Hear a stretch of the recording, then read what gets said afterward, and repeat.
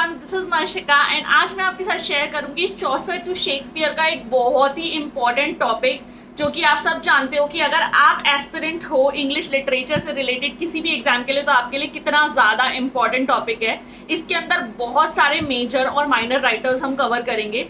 Starting हम चौसर से ही करेंगे बिकॉज जेफरी चौसर एक बहुत ही इंपॉर्टेंट रोल प्ले करते हैं किसी भी एग्जाम में, प्लस इंग्लिश लिटरेचर की हिस्ट्री में। सो हम उन्हीं से स्टार्टिंग करेंगे, ठीक है। इसी तरीके के बहुत सारे वीडियोस में शेयर करने वाली हूँ अपने चैनल पे। सो अगर आप न्यू हो और फर्स्ट टाइम देख रहे हो मुझे और अभी तक आपने सब्सक्राइब नहीं किया तो जल्दी से सब्सक्राइब कर लो, बिकॉज आप ही के लिए बेनिफिशियल रहने वाला है इन फ्यूचर। हम बहुत सारे क्वेश्चन बैंक्स भी करेंगे, साथ में हम टॉपिक्स को डिटेल में भी शेयर करेंगे। मैं इस तरीके के डिटेल लेक्चर्स बनाऊंगी बिकॉज अभी मेरे पास फिलहाल स्मार्ट बोर्ड अवेलेबल नहीं है। व्हाइट बोर्ड है, व्हाइट बोर्ड का यूज़ हम करेंगे छोटे छोटे जो भी ऐसे डेट्स वगैरह से रिलेटेड या इवेंट्स वगैरह से रिलेटेड टॉपिक होंगे उनके लिए, लेकिन डिटेल लेक्चर्स ऐसे ही ज़्यादा बेटर रहेंगे। आपको बस एक काम करना है, साथ साथ में नोट्स ज़रूर फॉर्म करते जाना, बिकॉज मैं डिक्टेट करूँगी, चीज़ें आपको समझाऊंगी, आपको अपनी लैंग्वेज में नोट मेकिंग करना है। बिकॉज हम सब जानते हैं कि नोट मेकिंग कितना इंपॉर्टेंट है, और जब हम अपने तरीके से अपने हिसाब से नोट्स फॉर्म करते हैं तो चीज़ें हमें ज़्यादा याद रहती हैं और ज़्यादा जल्दी रिवाइज हो जाती हैं।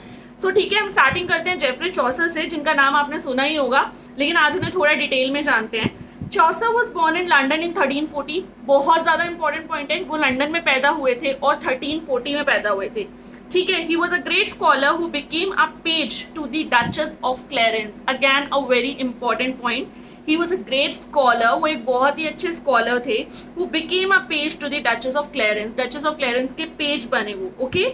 इन 1359 he was taken prisoner while fighting in France with Edward III. Again a important name, Edward III के साथ उनकी लड़ाई हुई थी। He married Philippa the Rod, okay. ये बहुत ज़रूरी है, उनकी शादी किससे हुई, किस साल में वो पैदा हुए, कहाँ वो पैदा हुए, और एडवर्ड III का उनके साथ रिलेशन, ठीक है। Then Chaucer is known as the father of English poetry. हम सभी जानते हैं, नहीं जानते तो नोट कर लो कि चौसर को फादर ऑफ इंग्लिश पोइट्री के नाम से जाना जाता था। ये क्वेश्चन बहुत ज्यादा एग्जाम में पूछा गया है कि फादर ऑफ इंग्लिश पोइट्री किसको कहा गया है, तो वहां पे आपका आंसर रहेगा Geoffrey Chaucer. He is considered next to Shakespeare as a character painter. उनको शेक्सपियर के बराबर ही, मतलब लाइक एक दर्जा दिया गया है, एक लेवल दिया गया है कि he is considered next to Shakespeare as a character painter. Shakespeare को एक बहुत ही अच्छा कैरेक्टर पेंटर माना गया है इंग्लिश लिटरेचर में, बिकॉज उनके दिए हुए कैरेक्टर स्केचेस बहुत ही ज़्यादा अमेजिंग हैं एंड बहुत डेप्थ वैल्यू रखते हैं, इन डेप्थ वैल्यू रखते हैं। वो भी हम आगे पढ़ेंगे जब हम शेक्सपियर के बारे में बात करेंगे, लेकिन आपको ये याद रखना है कि चौसर और शेक्सपियर की ये कॉमन कैरेक्टरिस्टिक थी कि वो भी एक बहुत ही अच्छे कैरेक्टर पेंटर थे, okay.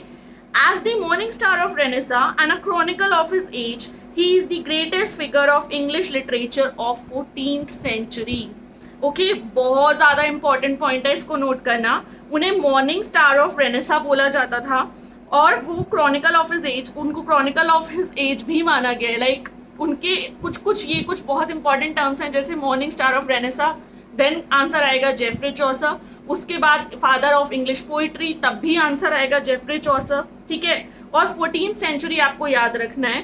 He is also called as the first great national poet of England. उनको first great national poet of England कहकर भी सम्मानित किया गया है। As the father of English novel and the prince of plagiarist, okay. So ये कुछ terms हैं जो एग्जाम में बहुत ज़्यादा पूछी जाती हैं एंड आप कंफ्यूज हो जाते हो कि भाई, कई बार पता है ऐसा भी हुआ है एग्जाम में कि दोनों चीज़ें पूछ ली गई हैं, कि मतलब दो क्वेश्चंस हैं, दोनों में ऐसा पूछ लिया गया कि फादर ऑफ इंग्लिश पोइट्री कौन है, और उसके बाद नीचे पूछ लिया गया है कि मॉर्निंग स्टार ऑफ रेनेसा किसका नाम है। अब बच्चा कंफ्यूज कि भाई यार मतलब ऊपर तो जेफरी चौसर का आंसर है, क्या इसका भी जेफरी चौसर होगा? ऐसा बहुत बारी हुआ है, लेकिन हाँ, उसका भी जेफरी चौसर ही होगा।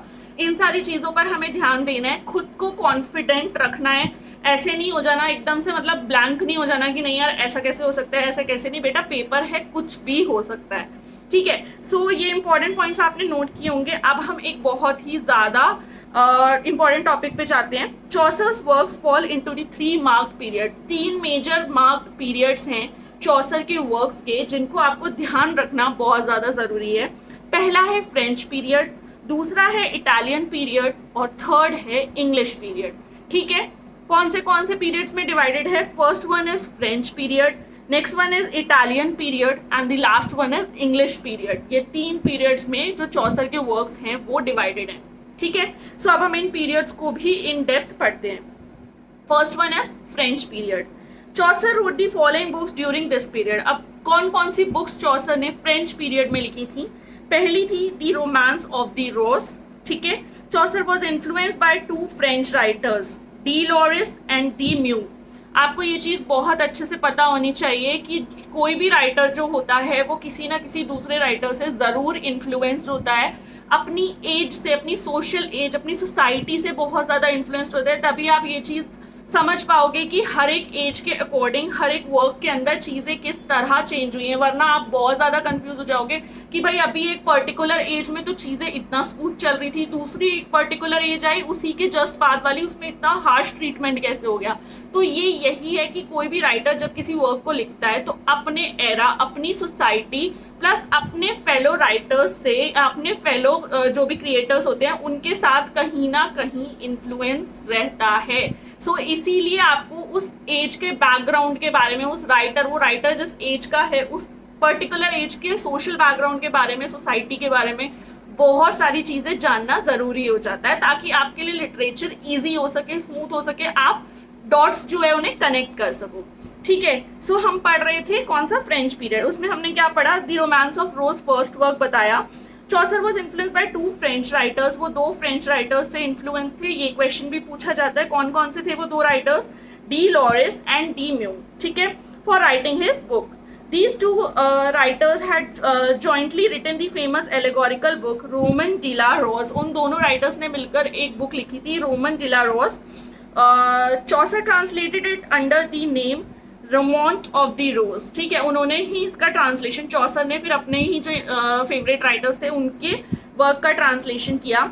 चौसर was influenced by Lorris love allegory, whereas later he was influenced by the skeptical, philosophical and satirical humor of Mew। अब यहाँ पे थोड़ा इन डेप्थ में ये बताया गया कि चौसर किस किस वर्क से, उन दोनों राइटर्स के किस किस वर्क से इन्फ्लुएंस थे।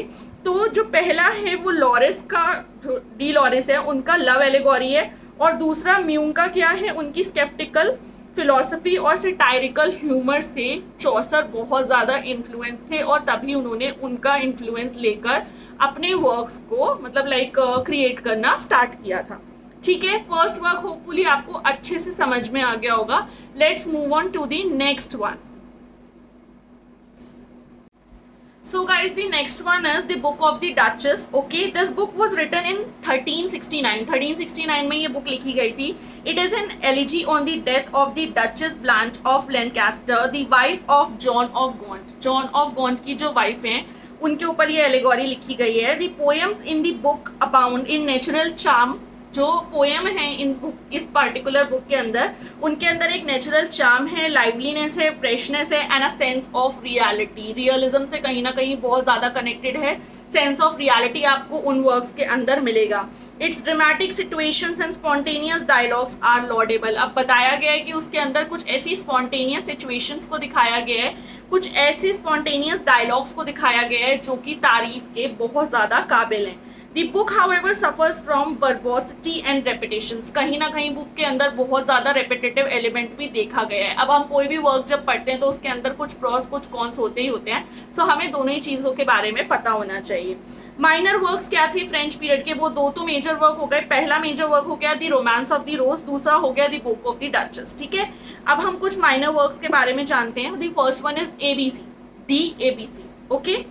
It is written in 8 line stanza. इसे 8 लाइन स्टैंजा में लिखा गया है। Each stanza begins with a different letter of the alphabet successively, okay. The next work is the Complaint unto Pity. Chaucer has made use of the 7 line stanza, the rhyme royal in it। rhyme royal बहुत ही ज़्यादा important term है, बहुत ही famous भी है, तो the complaint unto pity में इसका use किया गया है। Third one is the complaint of the Mars and the last one is Queen Annelida। ये सारे के सारे इंपॉर्टेंट मेजर और माइनर वर्क्स थे हमारे फ्रेंच पीरियड के। अभी हम इटालियन पीरियड और इंग्लिश पीरियड भी पढ़ेंगे, लेकिन वो हम नेक्स्ट क्लास में कवर करेंगे, बिकॉज अगर मैं एक साथ इतना कुछ आपको बता दूंगी तो आपके लिए बहुत ज़्यादा कंफ्यूजिंग हो जाएगा। आप मुझे फॉलो कर सकते हो। कृधा इंस्टीट्यूट ऑफ स्टडीज नाम से मेरा एक इंस्टाग्राम पेज भी है, आप चाहोगे तो टेलीग्राम पे भी हम कनेक्टेड रहेंगे। आपकी जो भी क्वेरीज हैं, जिन भी टॉपिक पर आप वीडियो देखना चाहते हो, कमेंट सेक्शन आपके लिए आप डेफिनेटली शेयर कर सकते हो, पूछ सकते हो जो कुछ भी आपको पूछना है। मैं ज़रूर आपके लिए उस टॉपिक पर वीडियो बनाऊंगी। होपफुली आपको चीज़ें समझ आ रही होंगी। अभी के लिए हम इसी तरीके से शुरुआत करेंगे, धीरे धीरे करके ये फैमिली आगे बढ़ेगी तो चीज़ें आपके लिए और आसान हो जाएंगी और मेरे लिए भी बहुत ईजी हो जाएगा जब हम लोग कनेक्ट करना स्टार्ट करेंगे। मैंने बहुत बहुत बहुत मुश्किल से अपने आप को ये हिम्मत देकर स्टार्ट की है ये जर्नी, तो प्लीज़ गाइज उसमें ज़रूर सपोर्ट करना, बिकॉज आपके सपोर्ट के बिना मैं कुछ भी नहीं कर पाऊंगी। और मैं चाहती हूँ कि जो भी नॉलेज मेरे पास है, जो भी चीज़ें मैं शेयर कर सकती हूँ, अगर उससे किसी को भी हेल्प हो सकती है तो वो डेफिनेटली हो। So please guys do support me and thank you so much for watching. आप इंस्टाग्राम पे जाके ज़रूर से फॉलो कर लेना, चैनल को ज़रूर से सब्सक्राइब कर लेना। मैं बहुत जल्दी आऊँगी एक न्यू वीडियो के साथ जिसमें हम अपने दोनों आगे के पीरियड, इटालियन पीरियड और इंग्लिश पीरियड के जो नोट्स हैं वो कवर करेंगे। तो अभी के लिए thank you so much, bye, take care, bye bye.